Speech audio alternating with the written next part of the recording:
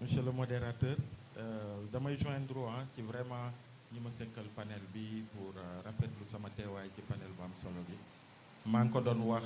tout à l'heure ci salle bi di wax ni bi ma gisee ñi ñu choisir pour ñu discuter de cette thématique là dama ci am mbégte d'abord le doyen Alioune Tine kenn ëpp ko légitimité pour parler du 23 juin mais au-delà aussi sur tout ce qui s'est passé ci réew mi ba aboutir à l'alternance de 2024 il a accompagné ou il s'est impliqué d'une manière ou d'une autre et puis le docteur Babacar Diop qui est un frère ce qu'il n'a pas dit s'il dit que le M2D et pour rappel le M2D c'est le mouvement de défense de la démocratie bi nga xamante ni en 2021 bi Macky Sall buggee faagaagal Ousmane Sonko mu am ay acteurs yi nga xamante ni yëf yi dafa tolloon fi nga xamante ni dem nañu ba gis ne lii dootul mbirum ñaari nit dootul mbirum benn leader politique fa ak justice mais que dafa am nguur ak ku ko jiite ki nga xamante ni dafa bëgg faagaagal un opposant et après c'est une question de démocratie qui s'est posée parce que tout le monde il était clair pour tout acteur conscient que li Macky doon bëbët ci Ousmane Sonko bu ko faagaagaloon après espace bi yëpp lay anéantir et donc mu am benn prise de conscience de différents acteurs et très tôt Babacar Diop bokk ci acteurs politiques yi nga xamante ni très tôt ils ont été conscients de ça ñu taxaw temm et ça il faut le dire pour l'histoire il dit FRAPP ak Y'en a marre ñoo déclenché processus de création M2D mais je dirais FRAPP Y'en a marre ak son parti le FDS je me rappelle de toutes les réunions qu'il y a eu au bureau de Y'en a marre entre man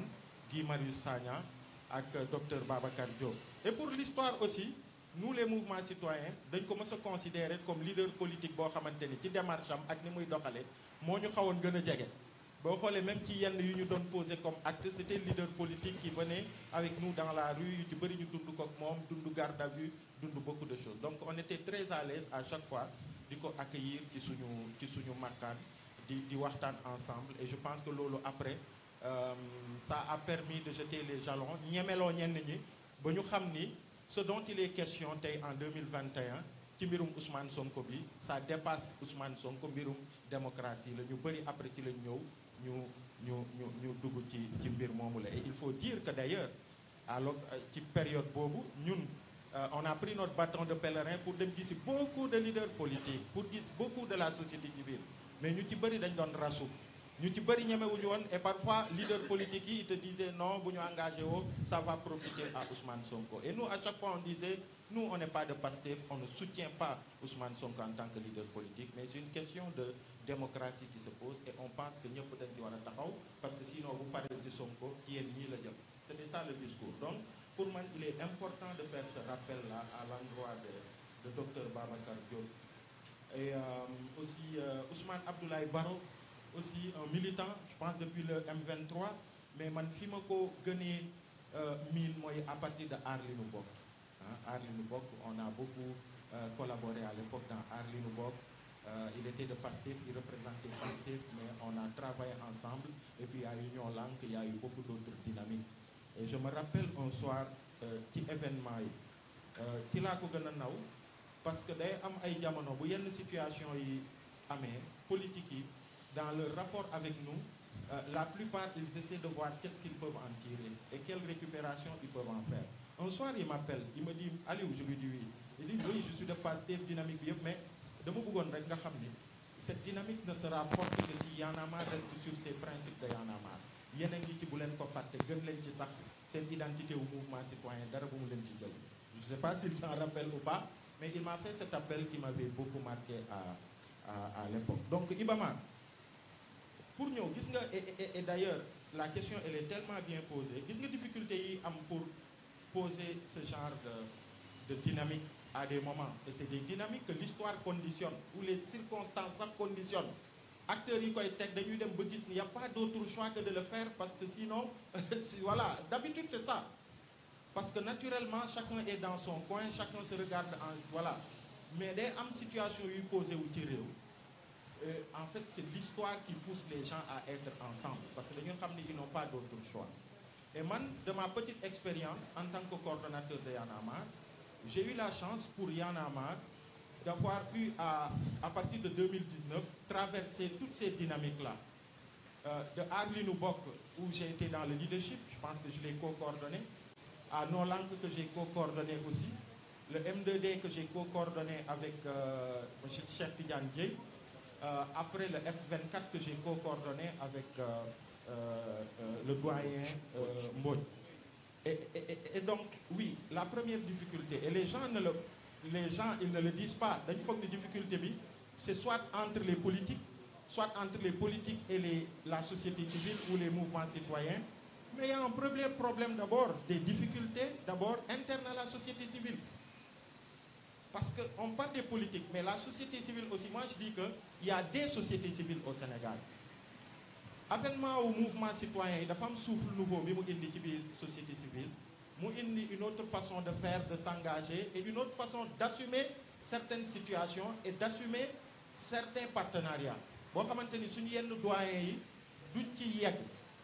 Il y a une catégorie de la société civile, justement, finalement, qui va voir Y'en a marre comme un mouvement qui est très proche des politiques. Parce que, justement, Y'en a marre, qui nous dit mouvement populaire qui nous donne, avec barrière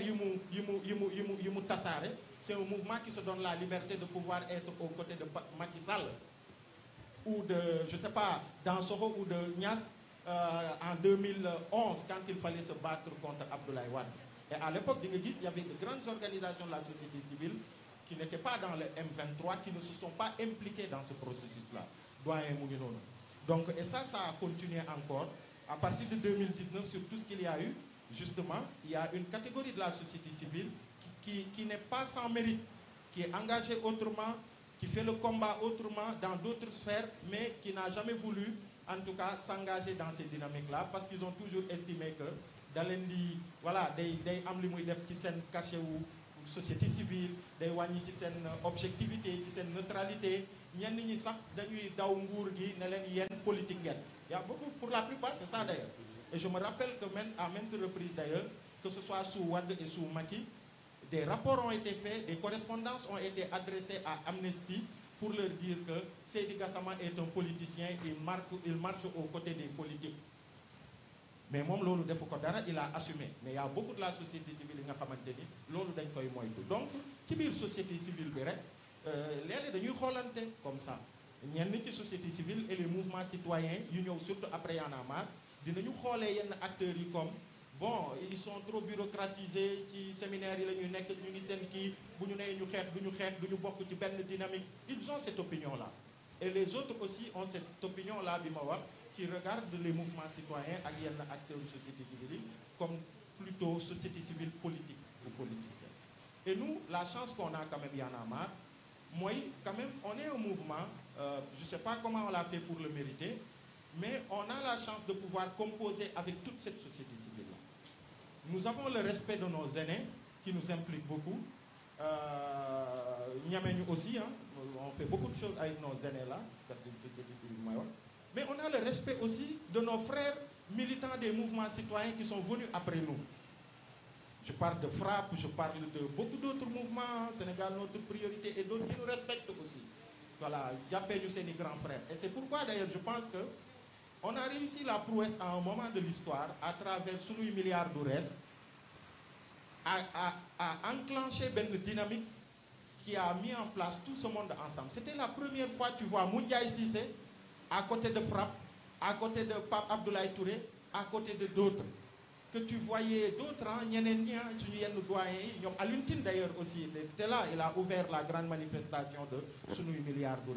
Donc il y a cette problématique avec la société civile. Donc ça c'est une première chose. Mais n'empêche, Vagou Y'en a marre et les autres, ils se sont décomplexés de ça. Nous, même si je vais le dire, il y a eu des difficultés, mais nous, Japonais, réew mi day tollu fi nga xamanteni mbirum appartenance ak mbirum barrière jaratu ko Sénégal moy tax ñu jog démocratie ak yenn principe. Et donc oui, l'opposition, moi j'en suis témoin. Pourquoi on dit que l'opposition c'est eux qui ont la capacité de mobiliser? C'est eux qui ont les ressources financières. Mais en même temps, l'opposition quand il y a ces dynamiques là, ils disent toujours à nos sociétés civiles mo wara jitu. Pourquoi? Petit F24, je commence par le F24. F24, il y a eu de grandes rencontres de toute l'opposition, forte, Pastef ak ñeneen ñi ñëpp, et d'une bonne partie de la société civile. Ci processus de lancement au F24, tout le monde était d'accord pour qu'il y ait cette plateforme, mais les politiques qui devaient diriger, personne n'était d'accord entre eux, les politiques, pour que quelqu'un ne dise. C'était difficile. Et après, je me rappelle de cette grande réunion au siège de Déthié-Fall, où j'avais à côté de moi l'actuel président de la République, où de façon unanime, les gens ont dit société civile mon koy jiite. Et certains sont allés plus loin pour dire Y'en a marre mon koy jiite. Certains sont allés encore plus loin pour dire Aliou Sané mon koy jiite. Et donc dans ce processus encore, bi ñu commencé maintenant di rencontrer les gens, et je pense même peut-être lu jiitu loolu, on a dit partant de l'expérience des dynamiques yu ñu jiitu mooy aar li nu bokk, il l'a dit, on a eu des difficultés avec aar li nu bokk, avec la classe politique, d'abord les couleurs, je pense, on a dit les couleurs, on a fait une grosse manifestation de aar li nu bokk, super réussi, mais ñu jékki-jékki un leader politique ou un homme politique vient dire yéen Sonko ngeen di jàppal tànk seen couleur yi couleur u Pastef la. Et tout de suite, ça a failli bousiller toute la communication de aar li nu bokk. Alors que bi ñuy teg loolu di choisir couleur yi, mais vraiment ñun ñëpp ñu ni woon ci processus boobu suñu xel demul woon ci loolu. Donc ça a été un problème. Deuxièmement, Ousmane Sonko prend trop d'espace. Pourquoi moom moo war a mujjee wax? Parfois des kii logiquement, pourquoi à chaque fois moo war a mujjee wax? Pourquoi ñenn ñi dinañ ne woy pourquoi diw Babacar Diop, pourquoi? Donc il y avait à chaque fois ces difficultés-là. Et nous, on se retrouvait au centre de tout ça. Nous, aussi. Il y a eu ces difficultés-là. Et c'est pourquoi nous, on est allé chercher loin, on a été très exigeant du choix aux couleurs Nyolang. Tu vois, sauf qu'après, on nous a dit, vous avez pris les couleurs de la Sénélec. Ça, il n'y a pas de souci. Donc, Nyolang, ça nous a permis de faire ça. Nous, nous avons M2D, comme je l'ai dit, hein, on a été à la base, poussé, après M2D, M2D aussi, il y a eu des difficultés. Il y a eu des difficultés parce que par moment, il fallait manœuvrer en tant que société civile parce que beaucoup de gens ont eu frustration. Et il y en avait tout le temps. À chaque fois, l'on moi donne, ben genre quand même vraiment voilà, boulet bon dynamique qui dinañ ko traîner parce que à chaque fois il y avait des frustrations liées à beaucoup de choses. Hein, entre les politiques ou bien entre les politiques et même nous de la société civile. Parce que moi je fais partie de ces acteurs de la société civile. Donc, souvent je le disais. Parce que nous aussi parfois on se regarde de haut, on pense que ouais, nous avons tous les mérites, les acteurs politiques, nous avons je disais tout le temps à ceux qui sont parmi nous de la société civile dans ces dynamiques, nous ne sommes pas plus vaillants que les acteurs politiques. Hein. Pourquoi nous sommes obligés de les coller ni ou bien d'amener nos opinions et ils sont obligés, ils sont engagés au même titre pour ce pays, mais ils le font autrement. Qu'on se respecte. Donc ça a toujours été ça. Et quand on est venu, pour terminer, F24, on était obligé, partant de toutes ces expériences-là, et de la gravité de l'heure sous Macky Sall, à l'époque le F24, on était obligé de faire le tour des leaders politiques pour leur parler d'homme à homme, pour leur parler en tant que citoyens sénégalais. Et excusez-moi du terme, par moments je rigolais, je dis, allons leur parler comme on peut parler parfois à des... comme nous des bébés parfois. Je le disais comme ça parfois. Je suis désolé, parce que parfois, il y a une perception, il y a une gars qui c'était très compliqué. Mais face à l'urgence de l'heure, heureusement les gens ont su s'élever. On a rencontré beaucoup de monde et on sait à l'époque les divergences qu'il y avait entre Pastef, Thierno Alassane Sall, il y avait Thierno Bokoum, il y avait d'autres et d'autres. Tu vois, nous Babacar Diop, je pense, nous avons une classe politique, nous avons une position médiane, ils pouvaient nous parler avec beaucoup de gens. Et c'est pourquoi d'ailleurs lui c'était un allié à nous, donc on impliqué tout. Et donc pour terminer avec le F24. Et donc, quand on a fait le tour à un moment, toute la classe politique a dit mais oui, on est obligé de toute façon. Tout le monde a dit oui.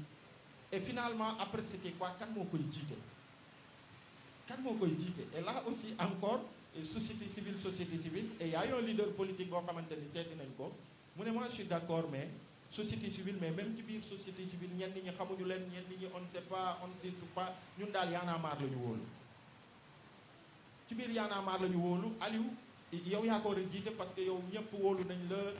toutes les divergences de la classe politique la plupart des leaders ils savent que je dis non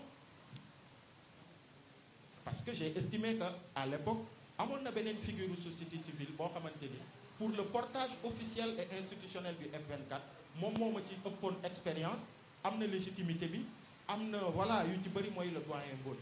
et j'ai dû dire non doyen Mbodj et puis l'autre chose aussi pourquoi j'ai dit doyen Mbodj parce que justement pour apprendre de l'expérience j'ai dit moi je ne vais pas me tuer à gérer les dissensions entre les politiques di ci nekk plutôt que sur les vraies questions di ci nekk di gérer les frustrations entre les politiques plutôt que sur les vraies questions yi ñuy sénégalais di xaare je préfère quelqu'un de plus expérimenté mat bi nga xamante ni bu waxee ñoom ñëpp dinañ ko ruusee dara moom mu nekk dans la coordination de ça et que man ma doon un vice-coordonnateur du F24 boo xamante ni je vais être dans l'opérationnel je vais pas me fatiguer à gérer des frustrations entre politique société civile politique donc c'est très difficile mais c'est comme ça très souvent avec ces plateformes là merci Aliou bon suñu dégloo fi gars yi wax